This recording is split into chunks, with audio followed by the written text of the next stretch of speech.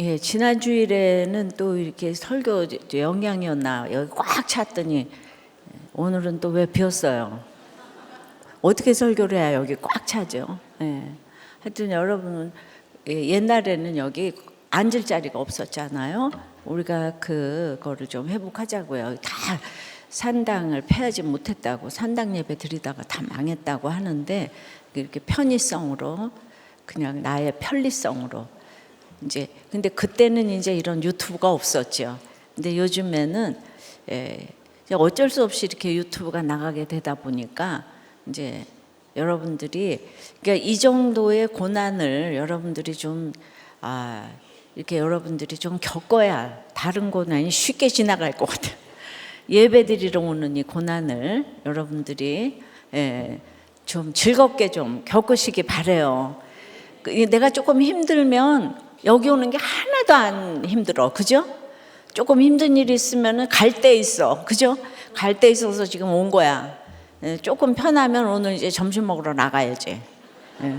누가 이렇게 그러지 마시고 우리가 이렇게 이제 이런 데 모여서 이렇게 기도를 이제 해야 되는 거, 우리가 할 것이 진짜 기도밖에 없는데, 그래도 우리의 기도를 하나님은 멸시치 아니하시고, 그러니까 어떤 때 막 이러는 게 아니고 매주일 날마다 이렇게 하는 기도가 너무 중요하잖아요. 그래서 날마다 그 위정자 한 사람 세워달라고 그러고 날마다 차별금지법 기도했더니 세상에 멀리서 들으시고, 그 트럼프 대통령이 취임사에서 그냥 미국의 성은 남성 여성밖에 없다고, 그거 봐요. 딴 사람, 그러니까 수많은 교회가 있어도 이 위정자 한 사람이 중요하잖아요. 근데 또 이분이 세계적인 위정자가 돼서 우리가 기도한 건 하나도 땅에 떨어지지 않은 줄 믿습니다. 그러니까 여러분들은 당장 눈앞에서 누가 이기고 지고 그게 아니에요. 우리 말씀대로 적용하는 게, 그러니까 여러분들이 오늘 내 가정에 이혼 말리고 그냥 순종 잘하고, 오늘 내 사랑하는 아들이요, 세례요한에게 예수님이 세례 받으셨어요. 예수님이 이 땅을 다 물리칠 수 있잖아요. 예수님이 창조주인데, 근데 그 세례요한한테 세례 받으시잖아요. 예수님의 족보가 이름 없는 사람들이 이렇게 쓰여져 있고, 오늘 장로님도 장로님 이름 하나 정말 하기 위해서 얼마나 그 이름 없는 사람들을 통해서 여기까지 왔나, 눈물로 이렇게 고백을 하셨는데, 그러니까 여러분들이 뭘 보면 막 부글부글 끓어올라가지고, 그게 아니고 우리는요 다 구원받아야 될 사람들이잖아요. 다 구원받아야 될 사람들이야. 그러니까 이스라엘 역사를 보면서 우리가 패망할 수도 있는 거고 잡혀갈 수도 있는 거고 우리 삶의 결론인 거예요. 그게 흥분하지 마시고 이렇게 기도하시고 이렇게 가면은 우리의 기도를 다 들어 응답하셨죠. 엄청나게 응답하신 거잖아요, 그죠? 그럼 여러분들, 아니 미국하고 우리하고 뭔 상관이에요? 이렇게 얘기하실 수가 있겠지만, 그래도 또 나라 중에서는 또 우리가 토끼 같다면 거기 호랑이 같으니까 좀 이제 영향을 미치지 않겠습니까? 항상 거기 따라 하더라고요. 왜냐하면 거기는 또 이제 어쨌든 이제 거기서 동성애가 먼저 시작이 돼가지고 이렇게 됐는데, 하여튼 이렇게 말씀을 보면서 누구를 미워하고 누구는 저기 하고 이게 아니고 다 구원받아야 될 존재인 거예요, 그죠? 그리고 이렇게 다 기도를 또 했기 때문에 한 사람의 위정자가 이걸 결정하는 거라. 그러니까 저는 맨날 한 사람의 위정자를 달라고 맨날 기도하잖아요. 이 기도도 응답해 주실 줄을 믿습니다. 근데 시간은 우리가 정하는 게 아니에요. 시간은 하나님인 거예요. 그 예수님이 참 십자가가 지혜고 타이밍이라고 그랬으니까 그렇게 될 때까지. 그러니까 이게 우리가 사람 하나 이혼 말리고 사람 살리고 하는 거를 여러분들이 하찮게 여기면 안 돼. 그게 그냥 지금 나라 살리는 일보다 더 중요한 일. 거기에 여러분들이 온 힘을 내시면은 이 나라도 지켜주실 줄을 믿습니다. 오늘 우리 강승현 목사님 예, 유재건 장로님 말씀 듣겠습니다. 새해가 되면 이런저런 이유로 새롭게 안 사람들의 이 이름을 휴대전화에 저장할 때가 있잖아요. 근데 또 오랫동안 알고 있던 사람들도 어떤 일이 생기거나 그 사람의 역할이나 또 직분이 바뀌면 그에 걸맞게 이름을 또 변경하기도 합니다. 그래서 저도 오랫동안 알고 지내던 분에게 저희의 이름을 좀 변경해 달라고 그렇게 부탁을 했습니다. 바로 아내분인데 집사람 휴대폰에 제 이름이 얼렁뚱땅으로 그렇게 저장되어 있거든요. 그래 올해 들어서 제가 4년 만에 역할이 좀 바뀌었습니다. 목자가 되어서 네. 그래서 좀 서윗하게 나의 목자님 이렇게 좀 해줄까라고 생각을 하면서 좀 변경해 달라라고 했더니 이렇게 변경을 하겠답니다. 분리수거. 제가 집에서는 목자이기 이전에 분리수거하는 담당이거든요. 그래서 분리수거하는 사람으로 그렇게 한다고 합니다. 지난 주일 2번의 주일 동안 저희 교회에서 재직 임명도 했고요, 또 목자 선서식도 했습니다. 그렇게 새롭게 여러 가지 직분들이 맡게 되어졌고 또 역할을 맡게 되어졌는데 그 직분에 또 그 역할에 우리 모두 아멘할 수 있기를 간절히 소망합니다. 말씀을 보도록 하겠습니다. 오늘 말씀은 사무엘상 20장 24절로 42절까지 말씀, 영원히 우리 사이에 계시리라라는 제목입니다. 오늘 본문의 마지막 절을 잘 보면 서로의 다른 길을 가게 되는 다윗과 요나단의 모습을 볼 수가 있습니다. 다윗은 이 들에서 어딘가는 모르지만 어딘가 떠나게 되어졌고요, 또 요나단은 원래의 성읍으로 돌아가게 되었습니다. 이 두 사람은 여기서 아마 작별 인사를 했던 것 같아요. 요나단이 다윗에게 한 이 작별 인사가 참 은혜롭기도 하고 참 멋지기도 합니다. 이렇게 인사를 했습니다. 여호와께서 영원히 나와 너 사이에 계시고 내 자손과 내 자손 사이에 계시리라. 한마디로 여호와께서 우리 사이에 영원히 계시리라 라고 그렇게 인사를 했습니다. 이 두 사람 사이에 과연 어떤 일이 있었기에 이런 인사를 나누었고 또 마지막에 이런 인사를 나누려면 어떻게 해야 되는지 오늘 말씀을 보면서 함께 큐티하는 시간을 갖도록 소망하겠습니다. 첫 번째, 영원히 우리 사이에 계시리라. 첫 번째는 약속을 실천해야 합니다. 다윗은요, 사울에게 3번이나 걸쳐서 죽을 뻔했습니다. 그럼에도 이 사울이 라마 나요셋에서 벌거벗으면서 예언을 하고 또 성령을 받는 것 같아서 다윗이 좀 약간 애매했는가 봐요. 사울 왕이 혹시 변하는 걸까? 그러면 다시 한번 그를 믿어볼까? 라고 그렇게 생각했던 것 같습니다. 그래서 다윗은 분명히 사울을 이길 만한 그런 힘이 있었는데도 불구하고 질서를 비틀지 않았습니다.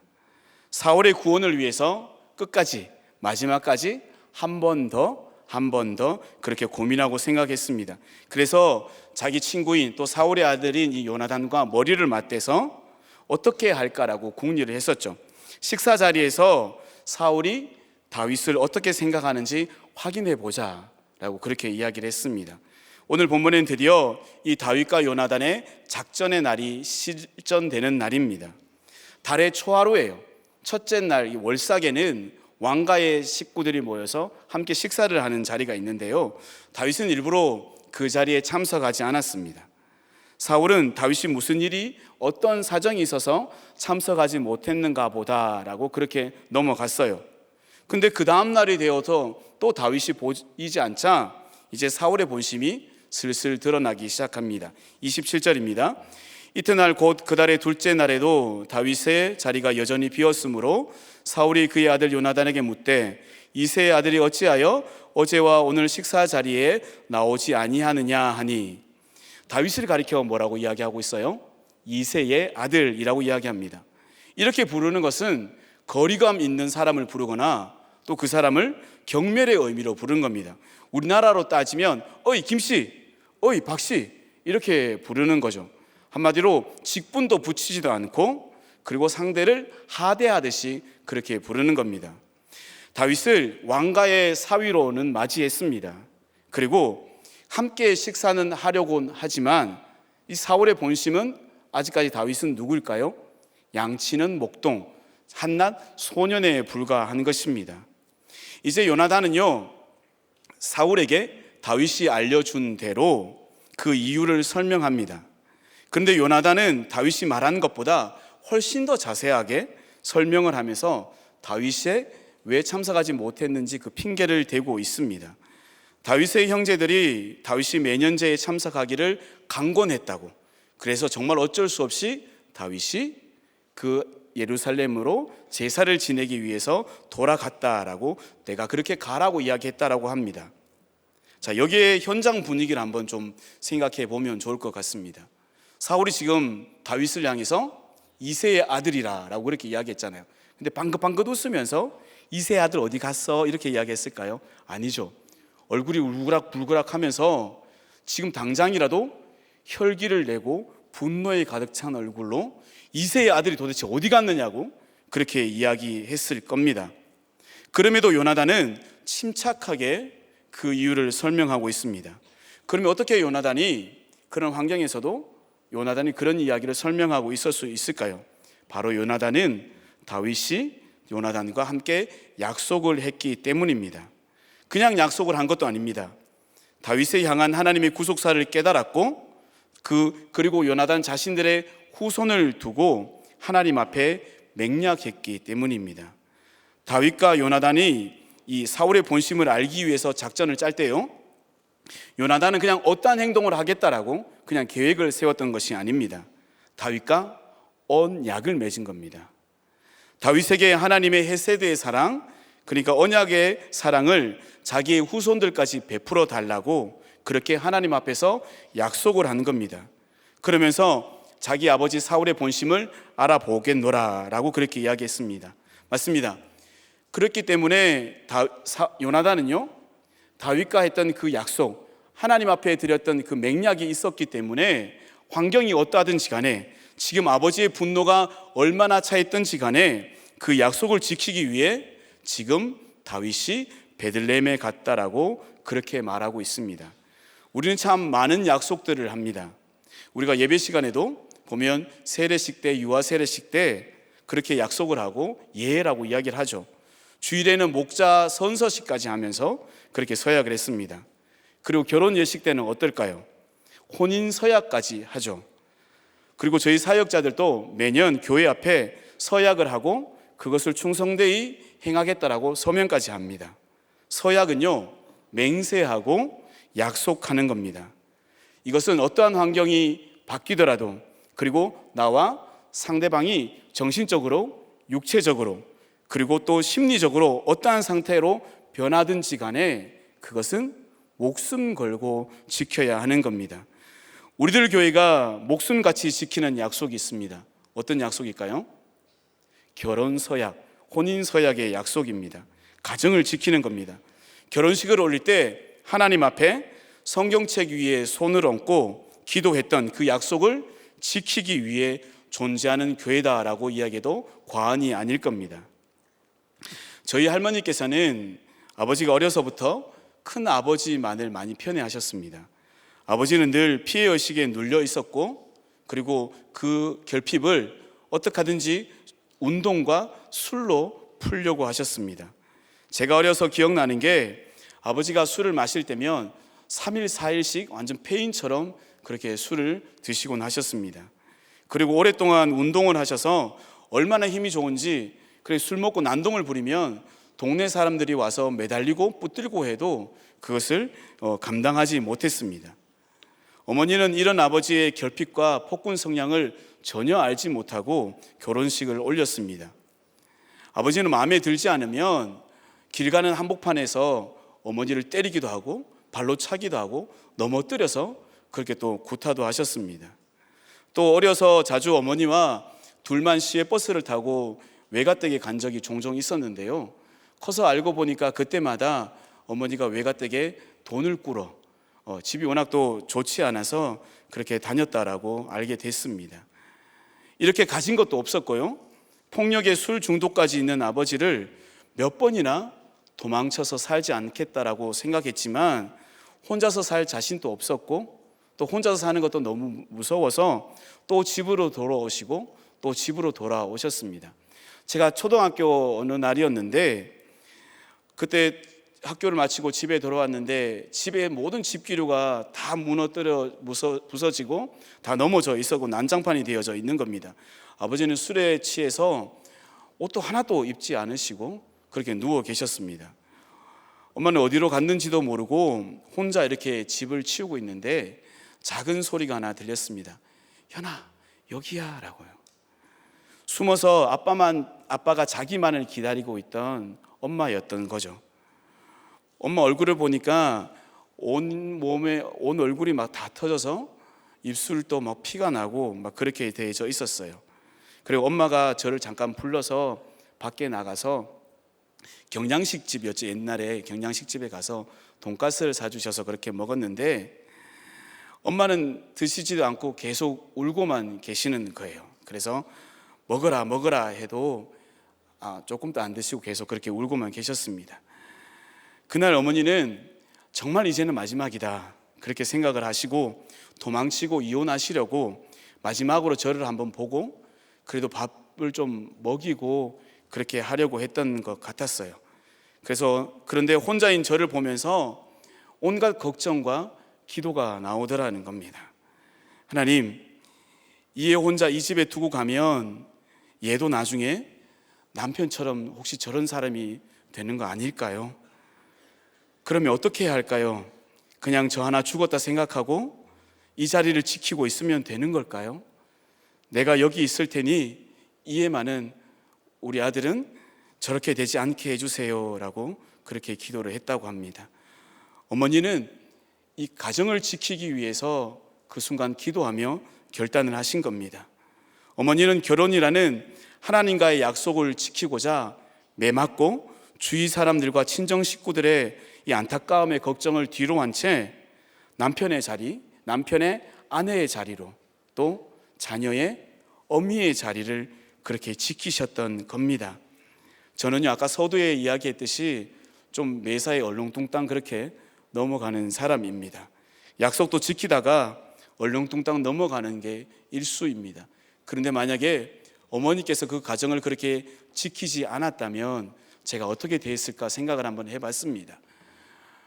어려움이나 고난이 있으면 피해 가려고 또 숨으려고 얼렁뚱땅 넘어가고 거짓말을 했을 거고 또 나처럼 이렇게 억울한 사람 있냐라고 그렇게 하소연하며 하나님을 떠났을 것 같습니다. 사랑하는 성도 여러분, 우리가 자리를 지키는 것, 가정을 지키는 것, 하나님 앞에 드렸던 이 결혼 서약의 약속을 지키는 것, 이것보다 하나님이 우리 사이에 계시리라의 가장 큰 그 결단은 없을 것 같습니다. 주일에 담임 목사님께서 이렇게 얘기하셨습니다. 요즘에는 이혼이 너무 쉽게 판결난다. 크리스찬들이 많을 때는 이 정도는 아니었다라고 그렇게 말씀하셨어요. 근데 우리는 하나님 앞에 약속을 한 언약을 맺은 백성들이잖아요. 그러니 수가 많든 적든 혼자 남아있든 다수가 남아있든지 간에 하나님과의 1:1 관계의 그 약속을 지키는 여러분들이 되시기를 간절히 당부드립니다.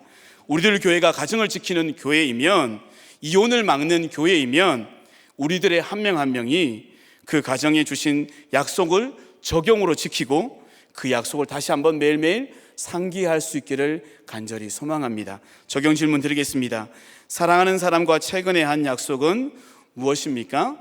그것을 지키려고 애쓰고 있습니까? 하나님 앞에서 가정을 지키겠다고 한 약속을 잘 지키고 있습니까? 두 번째로, 영원히 우리 사이에 계시리라는 이타적인 구원을 생각해야 합니다. 자, 요나단이 다윗을 예루살렘으로 보냈다고 하자 사울은요 지금까지 했던 그 어떤 말보다 저급하고 또 그 어떤 말보다 거친 말로 요나단에게 혈기를 냅니다. 30절 한번 같이 읽어볼까요? 사울이 요나단에게 화를 내며 그에게 이르되 폐역무도한 계집의 소생아, 내가 이새의 아들을 택한 것이 내 수치와 내 어미의 벌거벗은 수치됨을 내가 어찌 알지 못하랴. 요나단의 어미이자 자기의 아내인 이 아내를 향해서도 폐영무도한 계집이라고 그렇게 이야기하고 저주를 하는 것을 볼 수 있습니다. 그리고 또 요나단을 모욕하고 있습니다. 사울은요, 지금 구속사를 보는 눈이 하나도 없습니다. 하나님의 마음을 조금도 헤아리지 못하고 있습니다. 다윗이 예수님의 조상이 된다는 것을 알았다면, 예수님의 조상이라는 것을 알았다면 이렇게 이새의 아들이라고 조롱하지도 않았을 겁니다.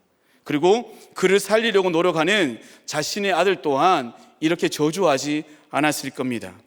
그런데 사울도 분명히 하나님의 영이 임했던 사람이잖아요. 그리고 기름 부음 받은 이스라엘의 왕이었습니다. 그런데 어떻게 하다가 이렇게 구속사를 보는 눈이 전혀 없는 사람이 되어버렸을까요? 그것은 바로 자기밖에 모르는 이기적인 사람이었기 때문입니다. 자기밖에 모르기 때문에 자신의 아내도 또 아들도 저주하면서 오직 다윗만 내 눈에 사라진다면, 없어지면 된다라고 그렇게 이야기하고 있습니다. 마치 이 호세아가 아수르를 두려워하여서 이 조공을 바치듯이 자신의 권력을 잃을까봐 두려워하고 또 두려워하여서 이 권력의 조공을 계속해서 그렇게 바치는 이기적인 사람입니다. 이렇게 사울은요, 이 이기심 때문에 결국 믿음을 생각하지 못했습니다. 그래서 지금 상황을 말씀으로 해석하려고 하지 않고 육적으로 해결하고자 예수님을 죽여야 한다고 그렇게 대적하고 있습니다. 가짜 구원자를 잡는 것보다 훨씬 더 잘못된 거죠. 오히려 자기 스스로가 구원자가 되겠다고 그렇게 대적하고 있습니다. 요나단이 이렇게 되자 요나단은요, 이제 사울에게 묻습니다. 아니, 왜 다윗이 죽어야 하냐고, 다윗을 죽이려고 하는 이유가 무엇이냐라고 묻습니다. 그러자 사울은 다윗에게 행한 일을 똑같이 자기 아들 요나단에게도 합니다. 사울이 단창을 던져 요나단을 죽이려고 했습니다. 요나단은요, 다윗을 죽이라는 마음이 너무 확실한 것을 느꼈고, 더욱이 어머니와 자기 자신까지 아무것도 아닌 것을 깨닫게 되었습니다. 이쯤 되면 요나단이 참 많이 좌우로 갈팡질팡할 건데, 하지만 요나단은요, 사울과 달랐습니다. 34절입니다. 제가 읽겠습니다. 심히 노하여 식탁에서 떠나고 그달 둘째 날에는 먹지 아니하였으니 이는 그의 아버지가 다윗을 욕되게 하였으므로 다윗을 위하여 슬퍼함이었더라. 사울과 전혀 다른 이 요나단의 모습을 볼 수가 있습니다. 요나단은요, 구원을 위해서 이타적인 사람이었습니다. 며칠 전 다윗과 이 들에서 언약을 맺을 때도 요나단은 사울이 다윗을 죽이지 않을 거다라고 그렇게 사울을 변호했습니다. 그런데 그의 그런 마음이 얼마나 아팠을까요? 34절 마지막 절을 보니까 다윗을 위해서 슬퍼하였다라고 그렇게 이야기하고 있네요. 다윗에게 너무 미안했을 겁니다. 또 자기 아비 사울을 봤을 때 너무 안타깝고 어찌할 바를 몰랐을 겁니다. 요나단은 이렇게 자신보다 남을 먼저 생각하고 하나님의 구원을 먼저 찾는 이타적인 사람이었습니다. 이타적인 구원을 위한 사람만이 이렇게 예수의 씨를 볼 수 있는 구속사를 알게 되는 겁니다. 이타적인 구원을 생각해야 하나님께서 영원히 우리 사이에 계시게 되는 겁니다. 우리들 교회는 늘 다른 사람의 구원을 먼저 생각하는 이타적인 공동체입니다. 제가 한 청년에게 연초가 돼서 목장 배정에 관해서 좀 무리한 부탁을 좀 했어요. 그 청년이 여러 가지 새로운 사역도 맡았는 데다가 한 번에 여러 명의 이 목원들을 맡아야 되어서 부담이 될 것 같아 제가 조심스럽게 그렇게 부탁을 했는데요. 그랬더니 이 청년이 돌아오는 답변이 이렇게 돌아왔습니다. 구원이 맞죠? 구원 때문이죠 라고요. 저는 그저 그 청년이 부담스러워하면 어떡할까라고 인본적인 생각으로 조심스럽게 물어봤는데, 이 친구는 부담스럽더라도 벅차더라도 그것이 구원 때문이라면 감당하겠습니다 라고 그렇게 이야기하는 겁니다. 청년들에 관련된 이 집사님들의 여러 가지 이야기들을 듣게 됩니다. 누구누구의 고등부 교사였는데요, 누구누구가 목장에 잘 배정됐는지 좀 확인 좀 해주세요. 그렇게 이야기합니다. 그리고 우리 아이가 교회에 잘 안 나가는데 사람 만나는 것을 좀 많이 기피하는데 이런저런 목장에 좀 들어가면 어떨까요? 누구누구가 큐페에 꼭 참석할 수 있도록 어떤 아이와 같이 좀 목장의 큐페 조에 배정을 좀 해주실 수 있을까요? 라고 합니다. 모두 다 하나같이 자기의 제자가, 자기가 알고 있는 청년이 이 청년의 구원을 위해서 목장에 붙어가고 교회에 붙어갈 수 있도록 부탁하는 겁니다. 제발 목장에 잘 붙어가서 내 제자가, 내 자녀가, 내가 알고 있는 사람이 구원에 이룰 수 있으면 좋겠다라는 그런 마음에서 하나 둘 이야기를 하는 겁니다. 그리고 교회 홈페이지에 올라오는 수많은 기도 제목들을 보면 그것이 질병에 관련되어 있든 가정의 고난에 관련되어져 있든 아니면 여러 가지 고난이든지 하나하나 다 마지막에 이렇게 기도 제목을 올립니다. 구원의 사건이 되도록. 이처럼 이기심으로 가짜 구원자, 가짜 구원을 찾는 것이 아니라 다른 사람의 구원을 먼저 생각하고 다른 사람의 그 구원을 먼저 고민하는 것이 영원히 하나님께서 우리 사이에 계시리라가 되어지는 겁니다. 사랑하는 성도 여러분, 요나단이 보여주었던 것처럼 이타적인 구원을 먼저 생각하고 다른 사람이 먼저 구원자를 만날 수 있게 기도하는 우리가 되시기를 간절히 소망합니다. 적용 질문입니다. 다른 사람의 구원을 위해 이런저런 부탁을 해본 적은 언제인가요? 공동체 기도 제목이 어디에 올라오는지 알고 계시나요? 이것을 읽으며 기도하고 있나요? 영원히 우리 사이에 계시리라. 세 번째는 같이 울어야 합니다. 사울의 어중을 알게 된 요나단은 다윗이 숨어있는 들로 가게 되어집니다. 그리고 미리 짜놓은 암호로 다윗에게 이 사울의 속내를 이야기해 주죠. 그리고 이제 두 사람이 만났습니다. 41절로 42절입니다. 아이가 가매 다윗이 곧 바위 남쪽에서 일어나서 땅에 엎드려 3번 절한 후에 서로 입맞추고 같이 울어 다윗이 더욱 심하더라. 요나단이 다윗에게 이르되 평안히 가라. 우리 두 사람이 여호와의 이름으로 맹세하여 이르기를 여호와께서 영원히 나와 너 사이에 계시고 내 자손과 내 자손 사이에 계시리라 하였느니라 하니 다윗은 일어나 떠나고 요나단은 성읍으로 들어가니라. 다윗은요 땅에 엎드려 3번이나 절합니다.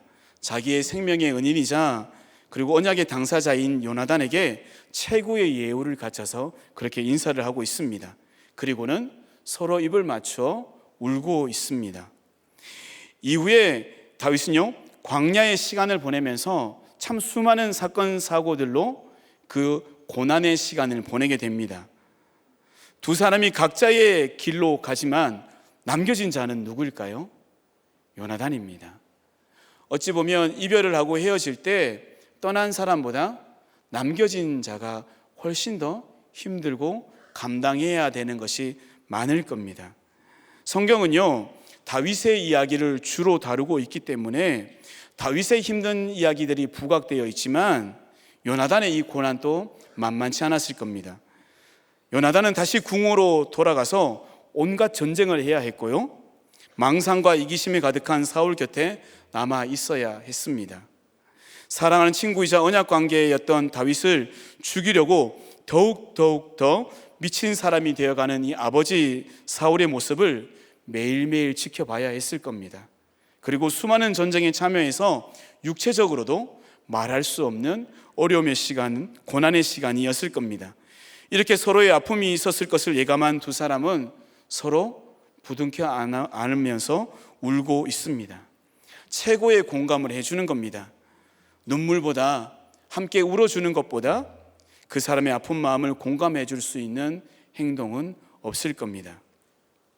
제가 1월 초에 한 장례 예배를 드리러 갔었는데요 어느 집사님의 둘째 아이의 장례였습니다. 태어난 지 채 한 달도 되지 않은 신생아의 장례였는데 심장 질환이 있어서 어렵게 수술했는데 수술한 그 다음 날 안타깝게도 천국에 가게 되었습니다. 장례 예배를 드리는데 그렇게 한 달도 안 된 자녀를 먼저 천국에 보낸 부모에게 무엇라 이야기를 해야 할지, 그리고 이 사건을 어떻게 해석하도록 말씀을 전할지 도저히 입이 떨어지지 않더라고요. 그래서 아무것도 할 수 없었습니다. 그래서 저를 포함한 여러 성도님들이 함께 조문을 가서 예배드리다 그냥 울고 또 울었습니다. 예배는 끝나고 제가 아버님 집사님을 안고 또 여러 성도님들은 어머니 집사님을 안고 그렇게 함께 울었습니다. 시간이 좀 지나서 연락을 드렸는데 이렇게 답변을 하시더라고요.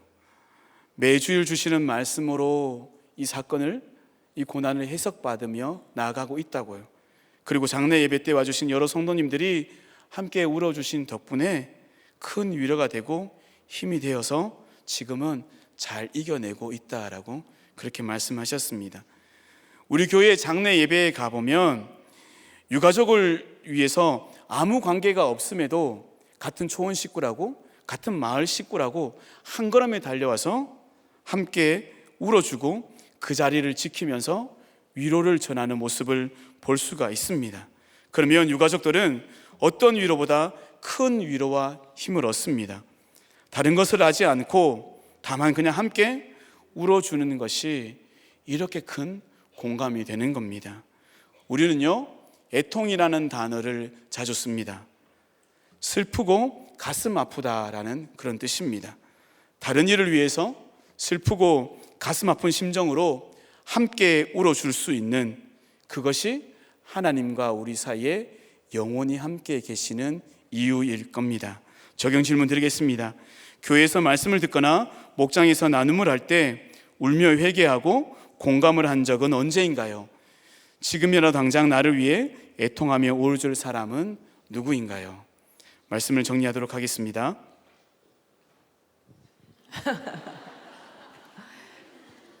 네. 지금 너무 이제 거룩한 설교 하셨잖아요. 근데 그 쇼핑 중독은 이제 끊어지셨는지.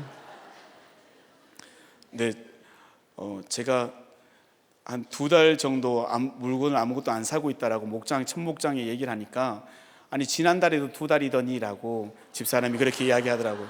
한 3달 정도 아무것도 안 사고 있는 것 같습니다. 그래요? 네. 진짜 그거가 없어졌어요, 그 마음이? 네. 예전에는 막 억지로 지금 눌러 참고 있는 거예요. 예전에는 야채 앱이나 중고 앱을 보면 이렇게 시간 가는 줄 모르고 계속 봤었는데 이제는 그게 좀 이렇게 거부감이 있게 보기 싫게 되더라고요. 그래요? 네네. 예, 마약도 끊을 수가 있겠네, 그럼.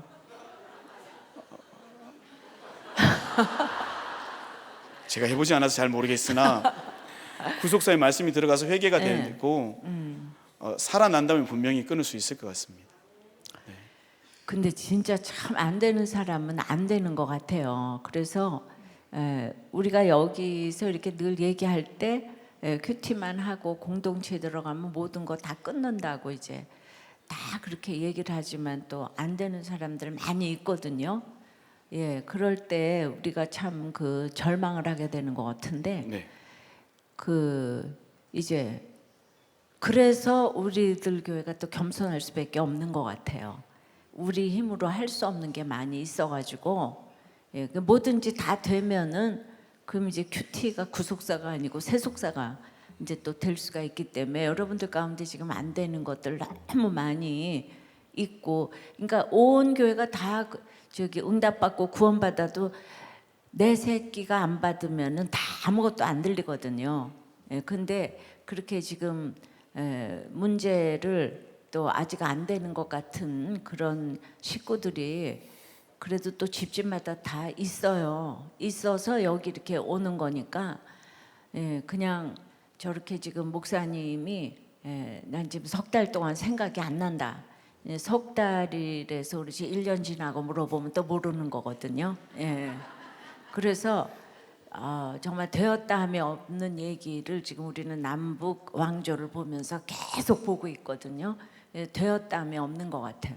그러니까 우리 요아스도 39년 동안 그렇게 잘 있다가 1년 동안 가진 죄는 다 지고 그렇게 이제 갔으니까 영원히 우리 사이에 계시는 이제 그 하나님이 있어도 사울도 깨박을 치고 다윗도 깨박을 치고 이렇게 이제 하는 거 보면서 우리가 날마다 이 편 저 편 편가르지 말고 다 불쌍히 여기고 이렇게 구원 때문에 기도하는 그 기도하는 한 사람이 꼭 있어야 될 것 같아요. 요나단처럼, 그죠? 중재자 되는 거 한 사람이 있어야 되는 거예요. 그러니까 이쪽 저쪽 편에 서면 저 사울 놈이 저게 인간이냐, 또 이제 다윗이 생각할 때 그렇잖아요. 근데 사울이 그게 안 깨달아지는 걸 어떻게 해요, 그죠? 근데 이럴 때 요나단이 이쪽 저쪽 편에서 중재자가 되고 있잖아요. 그러니까 집안에서도 그렇고 우리가 그런 이제 구원자는 정말 그냥 누구의 그것도 이제 불쌍하게 여기는 마음이 있는 거거든요. 그거는 자기의 죄성을 알아야 그렇게 이제 되는 거기 때문에 우리가 그래서 여기까지 왔고 그래서 가정이 해결이 되고 그러니까 교회가 우리가 그동안 이렇게 문제가 없었던 이유가 이렇게 이제 구원자의 시각을 가진 중보자 요나단처럼 영원히 우리 사이에 계시는 그 이렇게 중재자, 이제 우린 다윗이 너무 옳고 사울은 너무 틀렸지만은 그 중재자 요나단처럼 그렇게 되었으면 좋겠습니다. 목사님은 꼭 끊길 바래요. 왜냐하면 그게 몸에 너무 익어가지고 또 이렇게 생각나면, 그러니까 우리 교회 아니고 또 딴 데 가고 그러면 아무도 보는 사람 없으면 또 할 수도 있는 거지, 그죠? 네, 그렇죠. 평생 했다 안 했다 하는 것 같습니다. 네. 그래서 우리 공동체가 중요한 거예요. 감시해주는 공동체에서 날마다 물어봐주고. 그래서 여러분들이 아무리 힘이 들어도 예배 오고 공동체에 오셔야지. 감시해주는 사람 없으면 어떻게 될지 몰라. 1년 후에 또 물어보겠어요. 네. 네, 은혜 받았어요. 말씀을 정리하도록 하겠습니다. 하나님께서 우리 사이에 영원히 계시리라. 첫 번째는 약속을 실천해야 합니다. 우리의 상황과 우리의 환경이 어떠하든지 간에 하나님과 함께한 약속을 실천할 수 있길 바랍니다. 이타적인 구원을 생각해야 합니다. 나보다 남을 먼저 생각하고 그 사람의 구원을 위해서 수고하고 애써야 되는 겁니다. 마지막으로 같이 울어줄 때 비로소 하나님이 영원히 우리 사이에 중재자로 계실 겁니다. 기도하겠습니다. 하나님 아버지, 늘 하나님 앞에 약속을 하고 그것을 지키고자 노력해야 하는데 저는 곤란해지거나 귀찮으면 얼렁뚱땅 그 약속을 피해 넘어가려고 했던 죄인입니다. 우리의 부모님들이 다음 세대를 위해 온갖 수모를 겪으면서도 약속을 지켜서 그 가정을 지켰듯이 우리 또한 목숨 걸고 하나님과의 약속을 지키게 하옵소서. 나의 욕심을 채우기 위해 가짜 구원자를 찾아 이리저리 기웃거리지 않게 하시고 남을 위해 이타적인 구원을 생각하며 함께 애통하며 울어줄 수 있는 공동체가 되게 하여 주옵소서. 예수 그리스도의 이름으로 기도드립니다. 아멘. 네, 안녕하세요. 저는 서대문구와 은평구 지역을 담당하고 있는 유재권 초원직입니다. 오늘 말씀이 사무엘상 20장 24절로 42절 말씀, 큐티인 제목은 영원히 우리 사이에 계시리라인데 18장부터 20장까지 이렇게 묵상을 하면서 하도 이 사울이 다윗을 죽이려고 하고 그 다윗은 그 죽음의 위기를 극복하기 위해서 이렇게 쫓김을 당하는 것을 보면서 영원히 우리 사이에 계시라는 큐티 제목보다는 늘 위기 상황에 놓여 있는 이 다윗이 어떻게 좋은 길을 선택했을까라는 것들을 이렇게 묵상을 하면서 오늘 제목을 위기에서 좋은 길이라는 제목으로 말씀을 나누고자 합니다. 여러분은 그동안 살아오면서 가장 큰 위기 상황은 어떤 것이었습니까? 그리고 그 위기에서 또 어떻게 하셨습니까? 그리고 가장 최근에 당한 위기는 어떤 것이었고 또 어떻게 하셨습니까? 제가 겪은 그 최근에 그 위기는 다음 주에 수요 설교 하세요라고 하는 지난주 목사님의 설교였습니다. 새벽 큐티 설교는 3달 전에 말씀을 주시고 그 알게 돼서 준비를 하는데 번개불처럼 이렇게 6일 전에 지난주 목요일 날 전화를 하셔가지고 이렇게 어떻게 하라고 이렇게 하시는 것 때문에 전화를 받는 그 순간에 참 많은 걸 생각했습니다. 죄송합니다라고 할까? 어렵습니다라고 할까? 참 그 여러 가지 마음은 교차했지만 딱 머리에 드는 생각이 그 목자 모임 보고서를 이렇게 담임 목사님한테 메일로 이렇게 보냅니다. 보통 월요일이나 화요일 정도 이렇게 보내게 되는데 제가 이렇게 화요일 날 목사님한테 저희 초원에 이제 보고서를 보내드렸는데요. 보고서를 보내드리면서 이렇게 요청 사항을 몇 자 이렇게 짧게 적었습니다. 워낙 수백 통의 많은 그 메일을 보시고 보고서를 보시고 하시기 때문에 보고서 하나 또 올라왔네라고 이렇게 그냥 지나가실 줄 알았습니다. 이렇게 물론 요청하는 것들을 간곡히 들어줬으면 하는 그런 마음도 있었는데 근데 얼마 지나지 않았는데 바로 이렇게 지체 없이 저 요청에 이렇게 답을 하시는 그 목사님의 그 적용하시는 걸 보면서 이제 그게 또 생각이 나가지고 내가 거절을 하면 안 되겠구나 이렇게 목사님도 적용하시는데 감히 저은지기가 뭐라고 네, 보고서 쓰시는 우리 그 목자님들 초원님들 불꽃 같은 눈으로 늘 이렇게 보고서를 깨알같이 쳐다보시는 담임 목사님의 눈매를 생각하셔서 보고서 빼먹으면 안 되겠습니다.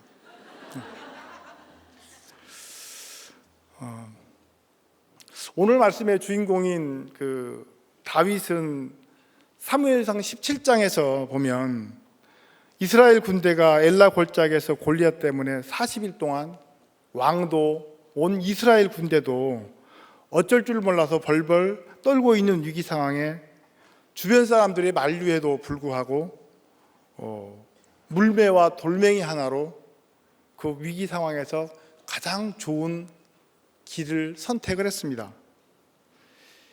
도대체 다윗은 이렇게 이 큰 문제를 어떻게 이렇게 해결할 수 있었을까? 해석되어야 해결될 수 있다라고 목사님이 이렇게 설교에서 말씀하셨는데 우리 그 말씀을 생각하면서 한 10초간 한번 싱크를 한번 해볼까요?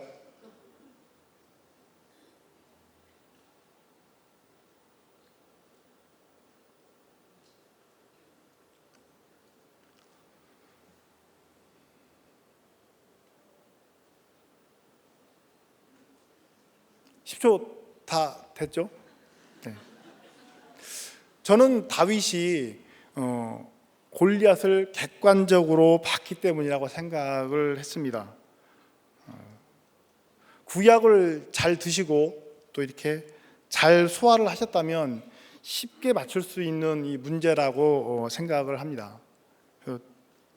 실은 맞추신 분께 저는 제가 그 직업이 양약을 만드는 사람이라 양약을 이렇게 선물로 드리고 싶었는데 이렇게 물어봤더니 저희 가족들이 그러면 안 돼 설교하면서라고 이렇게 제지를 해가지고 대신에 극동방송 큐티인에 신약을 이렇게 선물로 주시는 목사님의 선물을 다 이렇게 받으시는 걸로 이렇게 대신하도록 하겠습니다. 사무엘상 17장 4절의 말씀을 보면 블레셋 사람들의 진영에서 싸움을 도두는 자가 왔는데 그 이름은 골리앗이요라고 했습니다. 맞습니다. 다윗은 골리앗을 무서운 군인이나 대단한 존재가 아닌 싸움을 도두는 자로 이렇게 본 것입니다. 이런 사람을 요즘 목사님은 이렇게 말씀하시죠. 두자, 수잔. 성경에서 그 창세기부터 요한계시록까지 가장 그 대단한 수잔은 수잔의 왕이라고 하면 골리앗인 것 같습니다. 40일 동안 무려 이렇게 외쳤다라고 얘기를 하는데요.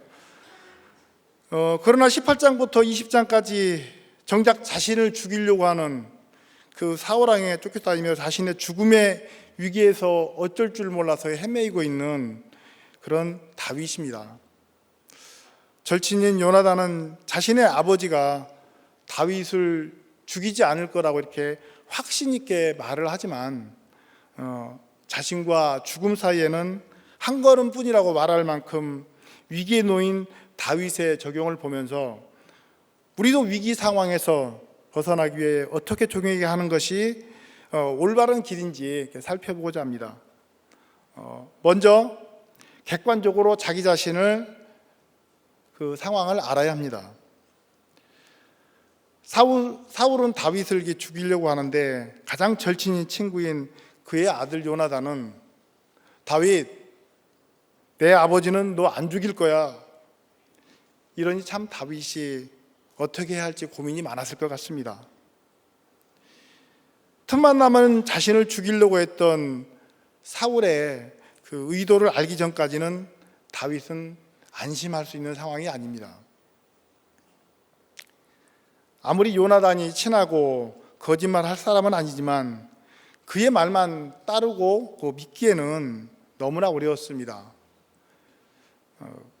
객관적인 상황을 살펴보고자 요나단에게 자신의 계획을 말하고 함께 해줄 것을 요청했습니다. 이에 요나단은 다윗의 말을 듣고 아버지의 사울의 의도를 파악한 다음 상황을 알려주기로 하고 여호와 앞에서 서로 맹세를 합니다. 24절로 29절 말씀을 이렇게 잠깐 살펴보면 24절에 요나단의 맹세에 소리를 들은 후에 다윗은 들에 숨었습니다. 그리고 25절에 왕이 이제 그 월삭 초하룻 날 거룩히 예배를 드리고 모든 식구 앉아서 식사를 하고 있습니다. 26절에 첫날에는 그 다윗이 보이지 않아도 사울은 아무 말도 하지 않습니다. 그러나 27절 둘째 날에는 다윗의 자리가 또 비어 있으니까 어찌하여 저 이세 아들이 안 나왔냐 이렇게 물었습니다. 그런데 28절에 요나단은 다윗이 베들레헴에 가기를 간청했다라고 이게 말을 하고 있습니다. 29절에는 자기 집에서 제사할 일이 있다고 그래서 제가 그렇게 하라고 했다고 요나단은 다윗과 계획한 대로 그대로 이렇게 말을 하고 있습니다. 이렇게 다윗은 자신의 상황을 객관적으로 알기 위해서 아무리 친한 친구의 말이라도 그대로 믿지 않고 구체적인 정황을 파악하고 확인하고 있습니다.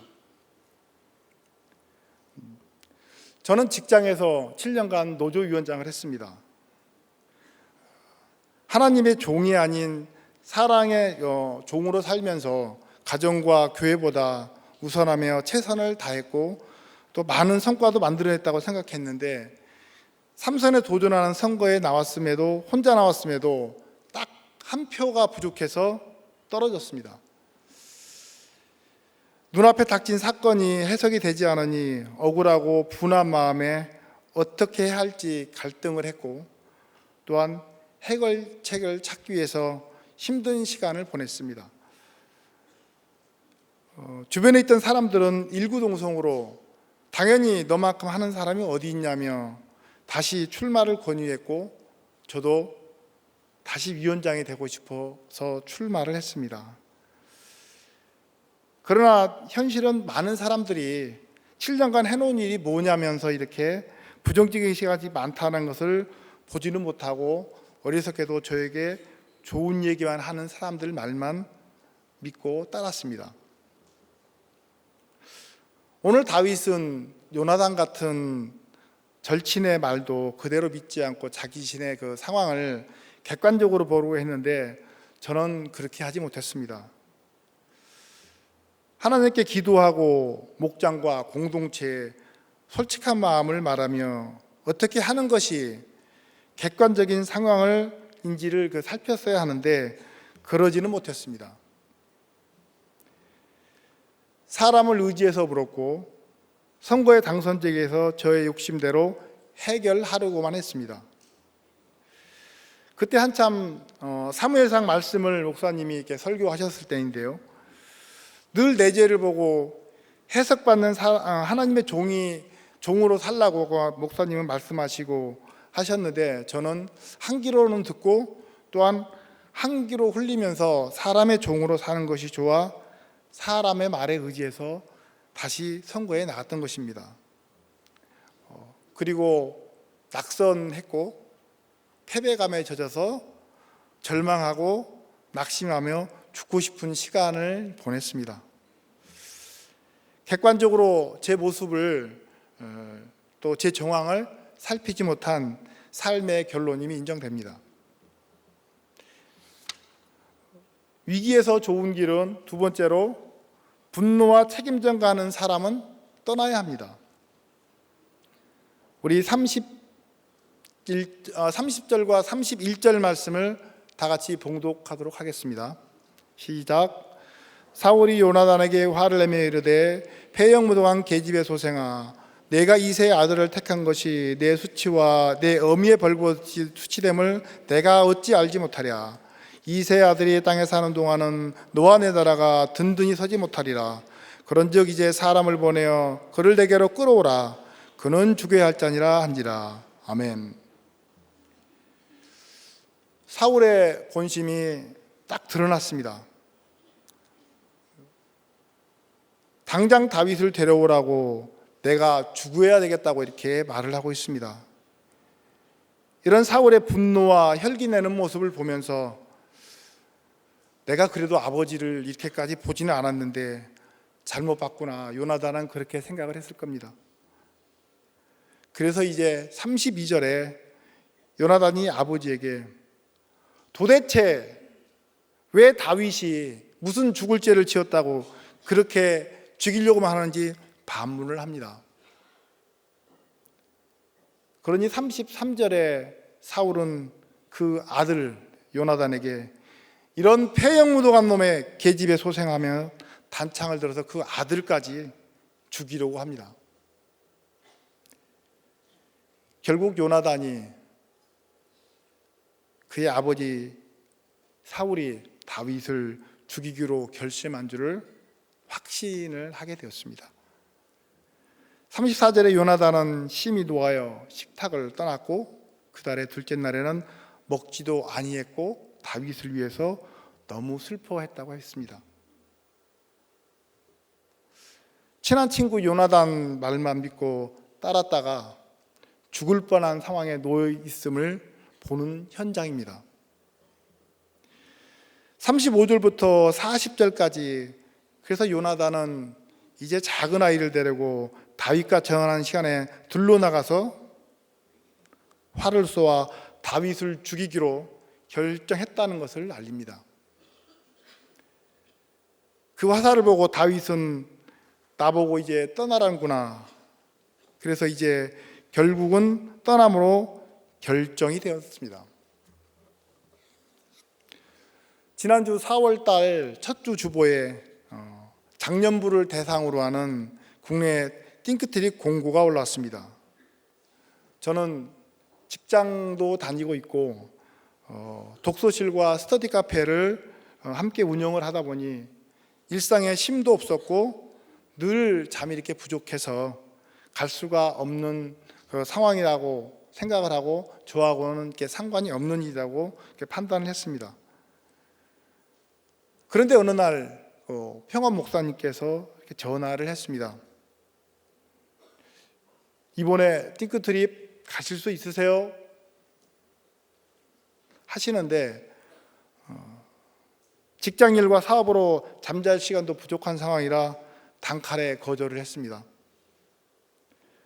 그런데 얼마 지나지 않아 또 연락이 오셔서 다른 분들이 가시기가 힘들다고 하시는데 어려우시죠라고 또 말씀하시는 겁니다. 두 번째 전화에 이렇게 단칼에 거절하지 못하고 그러게요라고 이렇게 답을 하고 전화를 끊었습니다. 처음에 도저히 갈 수 없는 상황이라고 거절했는데 다시 연락하신 걸 보면 나밖에 갈 사람이 없어서 그러시는 것 같다라는 생각이 들었습니다. 어떻게 해야 될지 아내와 몇 주간 심각한 고민에 빠졌습니다. 그렇다고 사업을 접고 갈 수는 없고 안 되면 혼자라도 가야 되겠다라고 이렇게 생각을 했습니다. 그런데 가정 예배를 드리는데 이런 고민을 들은 자녀들이 자신들이 대신 봐줄 테니 엄마 아빠 대신 아빠는 이렇게 다녀오라고 이렇게 얘기를 해줬습니다. 그래서 아이들에게 사업장을 맡기고 가기엔 불안했지만 떠나기로 결정을 했습니다. 위기 상황에서 좋은 길은 세 번째, 그래서 떠남이 될 수도 있습니다. 41절로 42절 말씀을 다 같이 봉독하도록 하겠습니다. 시작. 아이가 가매 다윗이 곧 바위 남쪽에서 일어나서 땅에 엎드려 세 번 절한 후에 서로 입 맞추고 같이 울되 다윗이 더욱 심하더니 요나단이 다윗에게 이르되 평안히 가라. 우리 두 사람이 여호와의 이름으로 맹세해 이르기를 여호와께서 영원히 나와 너 사이에 계시고 내 자손과 내 자손 사이에 계시리라 하였느니라 하니 다윗은 일어나 떠나고 요나단은 성읍으로 들어가니라. 아멘. 안타깝게도 다윗과 요나단이 서로 입을 맞추고 슬픔의 이별을 하고 있습니다. 서로 눈물에 이별을 하고 떠나지만 정말 다윗이 원했던 것은 상황만 되면 사울이 자기를 죽이지만 않는다면 자신을 구해준 아내 미갈이 있고 또 절친인 요나단 곁으로 되돌아가고 싶었을 겁니다. 그러나 말씀은 떠남이 될 수도 있다는 것을 보여주고 있습니다. 다윗은 이제 완전히 허허벌판으로 나가야 되기에 더욱 심히 슬퍼서 울었을 겁니다.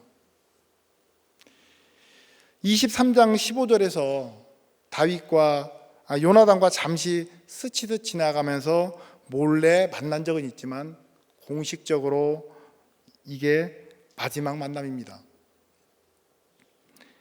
다윗은 이렇게 정처 없이 떠나지만 요나단은 다시 아버지 곁으로 들어옵니다. 우리가 살면서 헤어질 수도 있고 또한 죽을 수도 있고 이렇게 떠날 수도 있지만 그 떠남이 가장 좋은 길일 수도 있다는 것들을 오늘 이렇게 보여주십니다. 요나단과 다윗의 이런 사랑은 유다와 베냐민 지파부터 이렇게 시작이 되었는데요. 오늘 이 다윗과 요나단으로 이어졌고 이스라엘이 남유다와 북이스라엘로 나누어질 때 남유다는 유다 지파와 베냐민 지파만 남는 것으로 이어졌습니다. 그리고 신약에서는 예수님과 사도 바울의 수천 년간의 시간을 초월한 그런 언약을 이루시는 하나님의 사랑과 은혜를 이렇게 보여주십니다. 다윗과 요나단은 예수님과 사도 바울, 예수님은 유다 족속이시고 사도 바울은 베냐민 족속의 사울 가문에서 이렇게 나왔습니다. 이 땅에서 너무나 짧은 만남이었지만 영원토록 만나는 것이 무엇인지를 보여주는 이 떠남이 너무나 좋은 길이고 위기에서 살 길이라고 할 수가 있습니다. 그러니까 여호와께서 맹세하고 말씀에 의지하여 가면 가장 좋은 길로 영생을 준비하는 삶으로 인도하시는 것을 이렇게 보여주고 계십니다. 저희 가족은 매년 여름 휴가 때면 눈앞에 동해의 일출이 보이는 동생의 집에 모여서 우리 가족 전체 모임을 하기로 약속이 되어져 있습니다. 그런데 작년에 여름 휴가는 두 자녀의 권유로 이를 취소하고 깊은 산속 단양으로 띵크트립을 떠났습니다. 답사를 갔을 때 교회에서 지붕 방수공사와 페인트 칠을 요청을 받았습니다. 그러나 방수공사는 공사를 총감독하셨던 김덕수 마을님을 제외하고는 아무도 해본 적도 없고 대부분이 페인트 붓조차 들어본 적이 없는 사람들이 대부분이라 걱정이 되었습니다. 또 방수공사에 대해서 알아보니 전문적으로 하시는 분이 해야 하는 일이라고 합니다. 방수의 방자도 모르는 우리가 이게 가당키나 하는 생각이 들었습니다. 또한 숙소도 너무 열악했고 식사할 공간도 마땅치가 않아 2박 3일 동안 일정을 어떻게 진행을 해야 될지 막막했습니다. 더군다나 비가 오면 방수공사는 할 수가 없는데 일기예보를 확인해 보니 띵크트릭 기간 동안 단양에는 비가 온다고 하니 어찌할꼬가 이렇게 절로 나왔습니다. 날씨가 좋아도 2박 3일 안에 방수공사 시간이 부족했기에 선발대 10여 명은 하루 먼저 이른 새벽에 단양을 향해서 출발을 했습니다. 그런데 안타깝게도 일기예보는 너무나 정확했습니다. 빗줄기는 차창으로 끊임없이 흘러내리고 우리들의 마음은 방수공사 어떻게 하나 근시가 걱정의 비가 흘러내렸습니다. 봉사하러 떠나는 길인데 하나님 어쩌면 이럴 수 있으세요? 라는 기도가 절로 나왔습니다. 모든 상황이 우리가 할 수 있는 것이 하나도 없는 갑갑한 상황이었습니다. 그렇다고 봉사할 그 교회에 도착해서 비 오는 하늘만 바라보고 있을 수는 없었습니다. 방수공사를 위해서는 먼저 청소를 해야 한다고 해서 저희는 청소를 진행을 했습니다. 비록 비가 오고 있어서 걱정은 많았지만 청소할 때 먼지 나면 힘들까 봐 하나님께서 우리의 수고를 덜어주시기 위해서 비 뿌려주신 거라고 해석을 하고 감사한 마음으로 진행을 했습니다. 그래서 우리가 당장 할 수 있는 작은 것부터 하자며 부슬부슬 비는 내리는데 옥상에 올라가서 우리를 담당하셨던 담당 목사님의 기도로 그 일정을 시작을 했습니다. 그런데 정말 기적처럼 비가 그쳤습니다. 그리고 방수공사를 마무리할 수 있을 만큼 띵크트릭 기간 동안 날씨를 주셨습니다. 그렇다고 비가 안 오는 건 또 아니었습니다.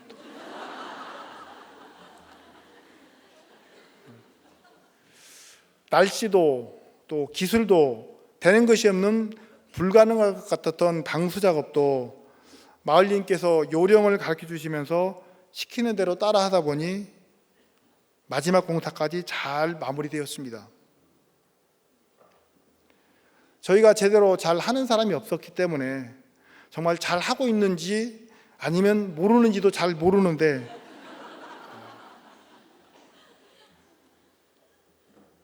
그 마을님은 열심히 하는 사람들을 보면 정말 잘하시네요.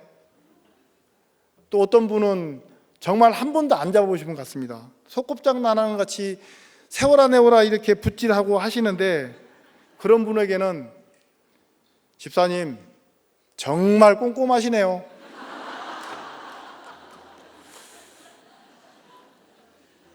이 칭찬은 고래도 춤을 추게 하신다고 하는데 저희는 정말 잘하는 줄 알았습니다. 정말 그렇게 하다가 결국 공사 마무리했습니다. 처음에 갔을 때 산더미같이 쌓였던 한 트럭분의 방수 자재와 페인트가 마을님의 칭찬과 인도로 교회에게 잘 붙어졌습니다. 또한 산골짜기 동네를 가가오 방문하면서 전도도 하였고 아침 저녁으로 날마다 말씀을 묵상하며 간증과 나눔을 통해서 은혜의 시간도 가졌습니다. 외국인 목장에 계셨던 분도 함께 참여하셨는데 한국말을 전혀 못하시더라고요. 대표적으로 우리 잘 아시는 에드워드 마을님도 이렇게 함께 가셨습니다. 근데 국제 회의에서나 이렇게 볼 수 있었던 동시 통역을 해가면서 뜨거운 나눔의 시간도 가졌습니다. 띵크트리가 기간 동안에 함께했던 모든 인원이 그 전국 대회를 치렀던 큰 실내 체육관을 빌려서 또 함께 운동회도 했고 걱정했던 식사나 숙소 문제도 기적처럼 해결이 되었습니다.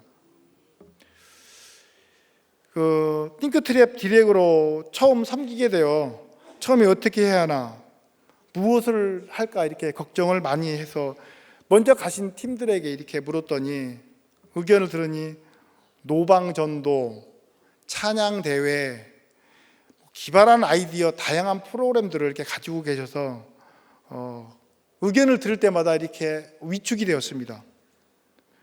우리도 비슷하게라도 할 수 있는 능력도 상황도 이렇게 되지가 않았습니다. 더군다나 작년도 그 국내 TT는 저희가 가장 마지막으로 이렇게 갔던 팀이었는데요. 가장 마지막에 가는 우리가 가장 초라한 TT를 할 수밖에 없겠구나 생각이 들어서 더 힘들고 마음에 부담만 가중됐습니다. 그러나 마지막 날 식사하고 우리는 섬겼던 교회를 위해서 함께 기도를 해주었습니다.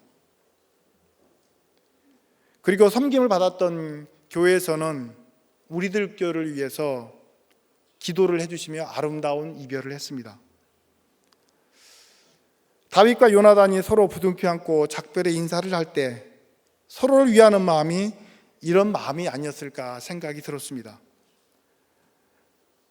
그동안의 일정을 되돌아 생각해 보니 모든 과정과 날씨와 환경까지도 내가 한 것이 아니고 다 하나님이 해주셨다는 생각이 들었습니다. TT를 기획하면서 힘들다고 집에서 투정도 부리고 사소한 것들로 감정도 상하고 했던 모든 것들의 회개가 되었습니다. 돌이켜 생각해 보니 작년 띵크트립을 통해서 모든 일정을 하나님께서 주관하시고 인도하심을 눈으로 보게 하시고 피부로 느끼게 해주셔서 제가 가장 많은 은혜를 받았습니다. 아내와 그 은혜의 시간들을 나누며 다음에 전라도 지역에도 TT가 가게 되면 친한 동생이 전라도 지역에서 목회를 하고 있는데요. 꼭 신청하라고 이렇게 얘기를 하면 좋겠다 생각을 했습니다. 그런데 올해 TT는 광주 전라도 지역을 대상으로 하는 광고를 보고 하나님이 우리의 부부의 마음을 읽으셨나 생각해서 놀랐습니다. 바로 전라도 지역에서 목회하는 동생 목사님에게 연락해서 빨리 TT 신청하라고 했습니다. 작년 띵크트립을 통해서 주셨던 은혜와 감사가 많았기에 올해는 망설임 없이 그 은혜의 자리에 묻지도 따지지도 않고 광주와 전라도 지역을 향해 떠나라는 교회의 명령에 순종하겠습니다.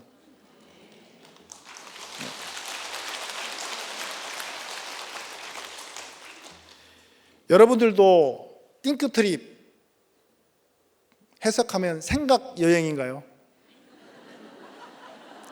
목사님 맞나요?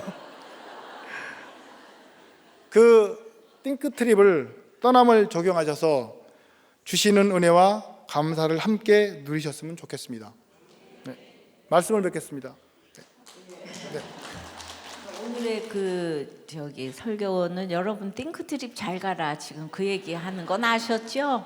예, 그 얼마나 가면 그 유익이 지금 많은지. 예. 근데 그 궁금해서 묻는데요. 노조위원장은 뭐 하는 거예요?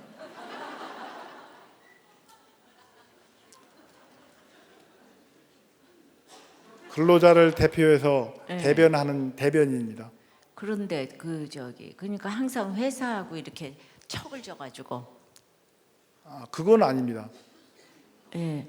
그래서 지금 와서 이렇게 예수 열심히 믿고 우리가 구속사를 이렇게 모든 거 해석하는 입장에서 생각해 보면 그 노조위원장이 맞는 것 같아요. 맞지 않는 것 같습니다. 왜냐하면 전에는 예목 훈련을 받으면 그렇게 인원이 많지 않아서 이렇게 목사님하고 마지막에 식사 시간을 가졌거든요. 근데 목사님이 그때 제가 막 위원장에 선출됐을 때인데 그 1대1로 짧은 시간 얘기하는데 집사님 위원장 그만두세요. 전 사장님은 하라고 하면서 왜 노조위원장을 못하게 하십니까? 라고 반항을 해서 7년간 시작했는데 나름은 열심히 했다라고 하고 성과도 냈다라고 했는데 참 많은 그 다윗이 5광야를 지났듯이 저도 그 5광야를 지나면서 그때 순종할 걸. 그래서 떨어졌으면 너무 감사해야지. 그것 때문에 그렇게 분해하실 수가 있어요? 정말 잘했다고 생각했습니다. 그러니까 노조위원장 하면은 뭐 생기는 게 많아요? 예, 욕이 많이 생깁니다. 근데 왜 녹이 많이 생겨요? 욕이 아니고. 욕 먹는 일이 많이 예. 생깁니다. 근데 왜 그렇게 욕 먹고 싶어해요? 그러게 말입니다. 그래서 떨어뜨린 것 같습니다. 글쎄 우리 노조위원장도 우리들 교회 장로를 하니까 이게 정말 그래서 근데 진짜 생긴 것도 노조위원장 같이 좀 생기시긴 했어요. 딱 군기반장 같아 진짜. 그죠? 네, 죄송합니다. 제가 10년이 넘었는데요. 네. 아직 아직도 그게 빠지지가 못한 것 같습니다. 그래서 지금 이렇게 장로를 하시면서 여러 사람을 품어줘야 되고 맨날 그 입장에서 눈물을 흘려줘야 되고 공감해줘야 되고 하는데 그게 어떻게 쉬워요? 어떠세요? 어려워요? 욕을 안 먹으니까 더 나은 것 같습니다. 욕을 하도 먹어봐서 그 초원 뭐 이런 거 인도하는 거는 훨씬 그보다 쉬워요? 배신당하면 목사님이 늘 이렇게 당해 주시니까 그냥 그대로만 전하고 저는 빠지면 되니까 이렇게 훨씬 쉬운 것 같습니다. 노조위원장도 그러니까 경험을 쌓을만 하네요. 하도 욕을 먹는 걸 많이 해가지고 그래도 그 나름대로 노하우가 생기셨나 봐요. 자, 우리들 교회는 노조위원장이 장로로 이렇게 변하는 교회예요. 아셨어요? 하여튼 그래도요. 제 책도 있지만 너무나 이제 고퀄리티에 막 그냥 그 본문주의를 막 하시면서 그냥 너무 은혜 받았어요. 네, 감사합니다. 말씀을 맺겠습니다.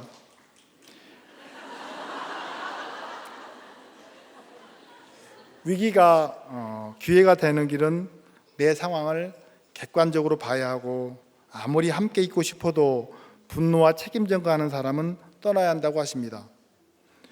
무조건 머무르는 것이 답이 아닌 아름다운 눈물의 떠남도 위기에서 기회가 되는 삶을 사는 가장 좋은 길이 될 수 있다라고 하십니다. 기도하겠습니다. 하나님 아버지, 저는 저의 욕심과 욕망을 쫓아 세상에서 인정받고 명예를 얻는 것이 좋아 제 자신이 처한 상황을 객관적으로 보지 못했습니다. 말씀을 듣고 매일 큐티를 한다고 하면서 삶의 위기의 상황이 오면 늘 사람의 말에 의지하여 판단하고 행동했습니다. 그러기에 믿고 싶었고 인정받고 싶었던 사람들에게 외면과 버림의 사건을 당함은 있어야 할 일임을 인정합니다. 그럼에도 라마나역 같은 우리들 공동체에 붙어만 있었더니 수많은 위기를 기회로 바꾸게 하여 주셔서 감사할 것밖에 없는 인생입니다. 지난해 띵크트립을 통해 은혜와 감동을 주시고 살아계신 하나님을 눈으로 보게 하심에 감사를 드립니다. 이제 어떤 상황에도 사람을 의지하여 묻는 것이 아니고 말씀과 공동체에 묻자와 가로대를 하고 손발이 가는 적용을 통해 객관적인 인생을 살아가겠습니다. 늘 변하지 않는 우리를 위해 눈물로 기도하시는 우리 담임 목사님의 영육을 지켜주시고 말씀 전하시는 곳곳마다 큐티 목회가 뿌리를 내리고 가정이 살아나도록 그 발걸음을 축복하여 주시옵소서. 돌이키고 살찌니라의 말씀을 들고 시작된 우리들 교회 모든 사역 위에 함께하여 주시옵소서. 혼란 속에 헤매이는 이 나라를 불쌍히 여겨주시고 하루속히 일상이 회복되고 모든 악법들이 폐하해지며 태아생명보급이 제정되어 줄 수 있도록 이 나라를 붙들어 주시옵소서. 새롭게 세워진 대구 채플과 또 광주 채플을 주님 축복하여 주시옵소서. 예수님으로 기도합니다. 아멘.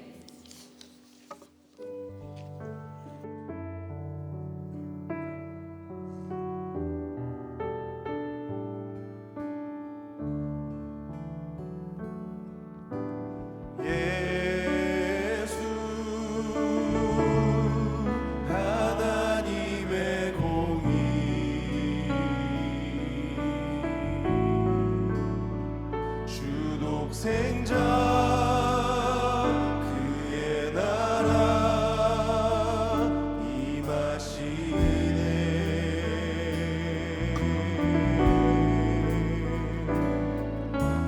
예수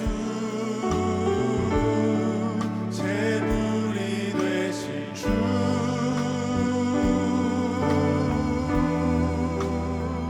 영광 주에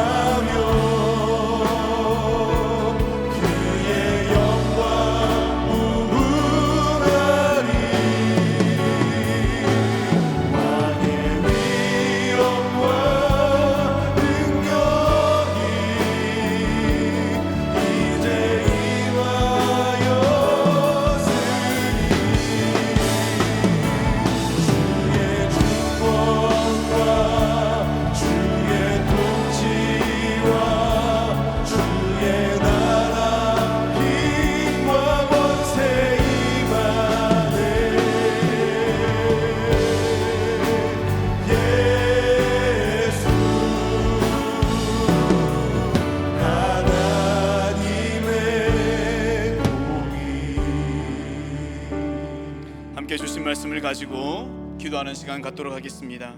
가장 먼저는 개인과 가정을 위해서 함께 기도하실 때에 하나님, 각 가정의 개인에게 주신 하나님의 말씀, 언약의 말씀을 잊지 않는 가정 되도록 도와주시옵소서.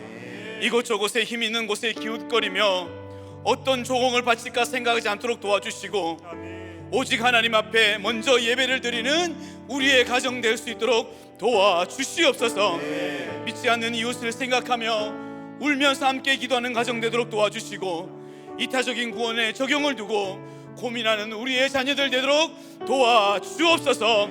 우리 다 같이 주의 말씀 부르신 이후에 말씀을 두고 함께 기도하겠습니다. 주여!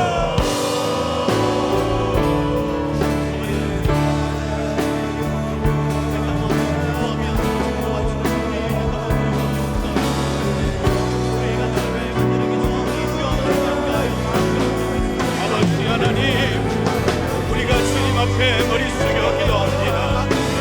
각 가정에 주신 하나님의 말씀, 각 가정에 주신 하나님의 언약을 우리가 잊지 않도록 도와주시옵소서.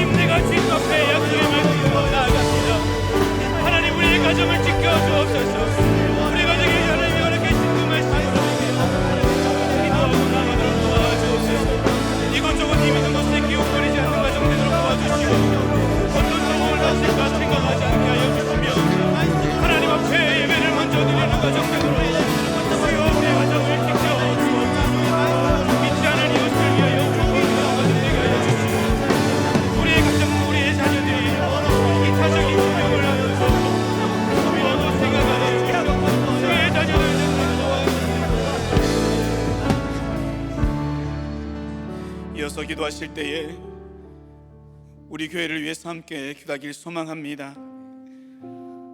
애통하시며 늘 눈물로 기도하시는 담임 목사님의 영과 육의 하나님 기름 부어 주옵소서. 그래야 하나님의 종으로 거듭나게 하나님 앞에 나아갈 수 있도록 도와 주시옵소서.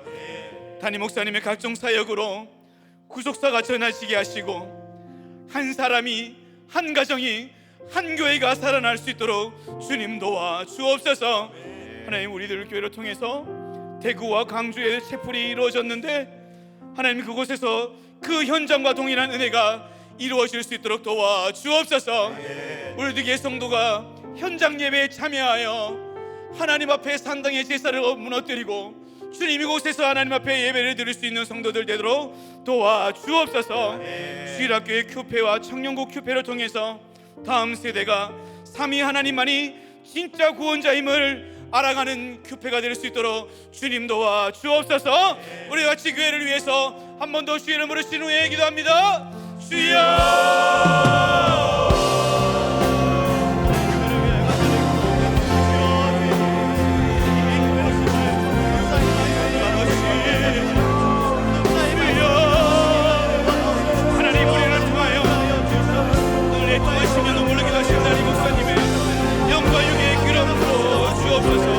하나님의 종이 되게 하여 주옵소서.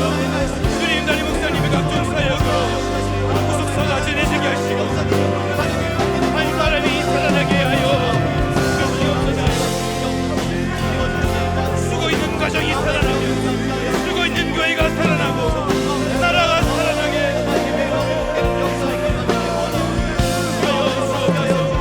대구와 강주의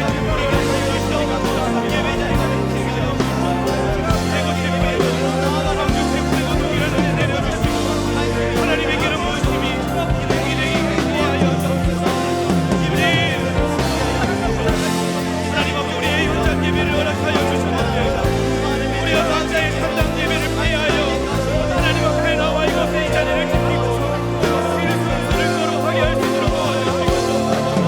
그리하여 감사는 그 신앙 그 믿음이 하나님 앞에 온전하게 올려질 수 있도록 도와주시옵소서. 하나님 주일학교의 목회와 영국 교회를 통하여 다음 세대가 세워지고 삼위 하나님만이 마지막으로 나라를 위해서 함께 기도하도록 하겠습니다. 동성결혼 합법화가 막아지고 성전환 수술이 없는 성별 결정의 시행 규칙이 수정될 수 있도록 기도하겠습니다. 창조 질서에 반대되는 가짜 구원자 같은 법들이 사라지고 오직 말씀에 의거하여 진짜 구원자를 찾을 수 있는 법이 제정되도록 도와 주시옵소서.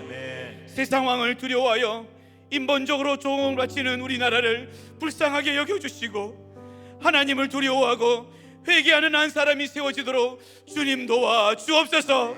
좌우로 또 위아래로 분열되어 있는 이 나라를 불쌍하게 여겨주셔서 하나님을 두려워하는 나라 되게 하여 주시고 우리가 어디로 가야 될지 알 바를 모를 때에 하나님 말씀의 기준으로 삼아서 그 말씀을 붙들고 하나님 앞에 달려가 예배드릴 수 있는 나라, 하나님 앞에 먼저 예배드리는 민족의 교회가 될 수 있도록 주님 도와 주옵소서.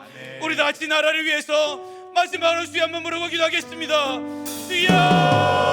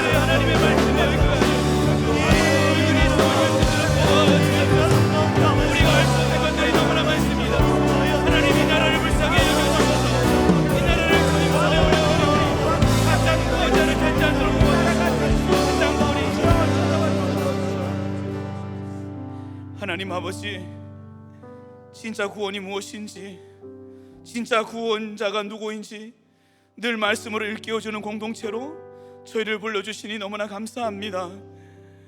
주님, 저는 이런 공동체를 만났음에도 내가 귀찮고 하기 싫으면 가짜 구원자를 찾으려고 얼렁뚱땅 넘어가려고 했던 죄인입니다. 이런 자를 불쌍히 여겨주셔서 하나님, 이제는 이 공동체에서 거듭나고 살아나야 하나님, 다른 사람의 이타적인 구원을 위해 머리 숙여 기도하고 주님의 말씀으로 먼저 내가 회개하는 자 되도록 도와주시옵소서.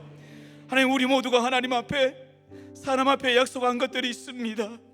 아버지여, 그 약속을 할 때의 거룩한 마음 기억나게 하여 주시고, 특별히 가정을 지키기 위해서 약속했던 그 약속, 우리 모든 성도 한 명 한 명이 목숨을 걸고 지키고 가정을 지키고 이혼을 막을 수 있도록 하나님께서 인도하여 주시옵소서. 결혼 서약을 지킬 수 있는 우리들이 되도록 도와주옵소서. 늘 이타적으로 구원을 위해 통하시는, 우리를 위해서 대신로 눈물로 기도하시는 담임 목사님의 영과 육의 기름 부어 주옵소서. 담임 목사님께서 주신, 하나님 앞에 허락하여 주신 가정을 살리고 나라를 살리기 위한 그 사명과 사역에 하나님께서 은혜 내려 주옵소서. 그래야 이혼이 막아지고 하나님을 두려워하는 나라가 될 수 있도록 주님께서 도와 주옵소서. 아버지 하나님, 다음 세대가 큐페를 준비하고 또 큐페를 떠납니다. 하나님, 다음 세대의 이 큐페를 기억하여 주시고 그 가운데 하나님께서 임재하여 주셔서 어려서부터 세상 헛된 것에 조언을 들이지 않는 세대 되게 하여 주시고 오직 하나님께 회개의 조언을 드리는 다음 세가 되도록 도와주시옵소서. 새로 시작된 목장들이 있습니다. 하나님, 서로를 위해 함께 울어주는 공동체가 되게 하여 주시고 그 목장에서 서로를 위로하며 말씀으로 해석받을 수 있는 은혜의 공동체가 되도록 도와주옵소서. 주님, 대구 채플과 강주 채플을 열게 하여 주시니 너무나 감사합니다. 주님, 이 현장과 동일한 은혜가 각각의 채플에 있게 하여 주시고 이 현장 예배가 하나님 앞에 드려지는 예배로 하나님, 우리가 각자의 산당에 폐하해지며 처음 받았는 그 은혜를 사모하는 마음으로 주일 성수를 온전하게 할 수 있도록 도와 주시옵소서. 주여, 나라의 악법들이 폐하해지게 하여 주옵소서. 생명을 살리고 가정을 지키고 창조 질서에 맞는 하나님의 법들이 세워질 수 있도록 도와 주시옵소서. 위정자들이 하나님을 두려워하게 하시고 국민과 나라를 생각하는, 또 나라를 사랑하는 그 정치인 그 한 사람이 세워져 주님 앞에 회개의 운동이 일어나는 나라 될 수 있도록 도와주시옵소서. 주님, 하나님 앞에 온전하게 드린 모든 기도 제목을 들어주실 줄 믿으며 이제는 우리 주 예수 그리스도의 은혜와 하나님의 크신 사랑과 성령님의 은사가 가정해 주신 약속을 생명처럼 지키고 다른 이의 구원을 위해 눈물로 기도하고 다짐하는 모든 성도들 머리 위에 지금부터 영원토록 함께 하시기를 간절히 축원하옵나이다. 아멘.